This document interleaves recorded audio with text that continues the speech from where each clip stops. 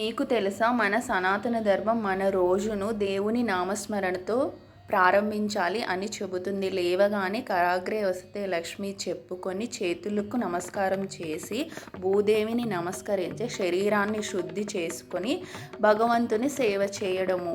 అంటే భగవంతునికి సేవ అంటే దేవాలయంలో మాత్రమే కాదు, మన ఇంటిలో కూడా మనం చేసే ప్రతి పని భక్తితో చేయడమే దేవునికి చేసే సేవ. చాలామందికి దీపాన్ని చాలా డౌట్స్ ఉంటాయి. దీపం జ్యోతి పరబ్రహ్మ, దీపం జ్యోతి మహేశ్వర, దీపేన సాధ్యతే సర్వం, సంధ్యాదీపం నమోస్తుతే. ఇలా దీపము సాక్షాత్తు దేవుని స్వరూపము. జ్యోతి అంటే శుభము, అంధకారాన్ని తీసేసే వెలుగు, అంటే మనలో ఉన్న అజ్ఞానాన్ని తొలగించి జ్ఞానాన్ని వెలిగించే దీపం అన్నమాట.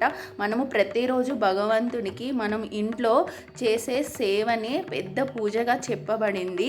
నిత్యము నామస్మరణ చేయడము అంటే హృదయంలో ఎప్పుడు దేవుణ్ణి స్మరించుకోవడము, దేవుని యొక్క రూపాన్ని స్మరించుకొని తరించడమే పూజగా చెప్పబడింది. శరణాగతి అంటే మొత్తము దేవునికి అర్పించడము, మన పాంచభౌతిక శరీరాన్ని ఏ కోరికలు లేకుండా అంతా నీవే అని అనుకోవడము, భావన చేయడము. మనము శివునకు ఇష్టమైన పూజ బిల్వపత్రము సమర్పించి స్వామికి ఓం నమ శివాయ అని జపిస్తే అదే శివునకు చేసే పూజ.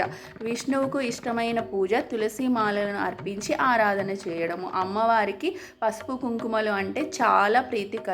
మనం ఇంట్లో గుమ్మానికి పసుపు కుంకుమలు పెట్టడము శుభానికి సంకేతం. ఎక్కువగా మంగళకరమైన వస్తువులు మన ఇంట్లో ఉంచుకుంటే అమ్మవారి కృప ఎల్లవేళలా కలుగుతుంది. దేవునికి నైవేద్యం పెట్టి ప్రసాదాన్ని ఇంటిళ్ళ పాది తీసుకోవడము కృతజ్ఞతకు గుర్తు. ఇలా ఇంట్లో చేసే చిన్న చిన్న ఆచారాలను పాటిస్తే మన జీవితం కూడా భగవంతునికి చేసే పెద్ద పూజగా మారుతుంది.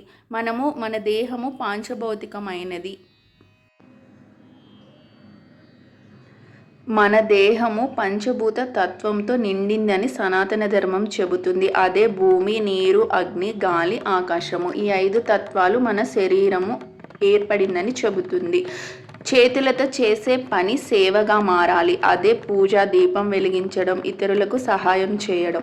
నోటితో చేసే సేవ చక్కగా నామస్మరణ చేయడము, ఏదో నచ్చిన నామాన్ని పలకడం అన్నమాట. మనస్సులో భక్తిగా దేవుణ్ణి నిలుపుకోవడము, కృతజ్ఞతతో జీవించడము. మనము కళ్ళతో చేసే పని దేవుని రూపాన్ని దర్శించడము, మంచి విషయాలను చూడడము. కాళ్ళతో సేవ ఏంటి అంటే దేవాలయాలను దర్శించి ధర్మ కార్యాలకు నడవడము. ఇలా మనము పంచభూత తత్వంతో చేసే పనులు.